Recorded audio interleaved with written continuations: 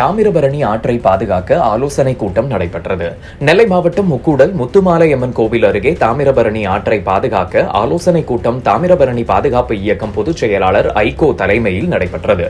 இந்த கூட்டத்தில் மின்னரி தகன மேடையை தாமிரபரணி ஆற்றங்கரையில் அமைத்தால் நதியின் தூய்மை கெட்டுவிடும், பல மாவட்டங்களின் குடிநீர் மாசுபடும், மின்னரி தகன மேடையை தாமிரபரணி ஆற்றங்கரையில் அமைக்கக்கூடாது, முக்கூடல் தாமிரபரணி ஆற்றங்கரை பலப்படுத்தி மண் அறுப்பில் இருந்து பாதுகாக்க வேண்டும், ஆற்றின் உள்ள பயன்பாட்டில் இல்லாத உரை கிணறுகளை முறையாக அகற்றி மூட வேண்டும் என்பன உள்ளிட்ட பல்வேறு தீர்மானங்கள் நிறைவேற்றப்பட்டன. இதில் முக்கூடல் ஊர் சார்பாக பொன்னரசு, வில்சன், ஜெகன் பிரிட்டோ, சண்முகநாதன், முருகன், பொன்ராஜ், சுமித்ரா, முத்துசாமி, நவீன், கிரி, ராஜா, ஆனந்த், சக்திவேல் மற்றும் தாமிரபரணி பாதுகாப்பு நிர்வாகிகள், பொதுமக்கள் என பலர் கலந்து கொண்டனர்.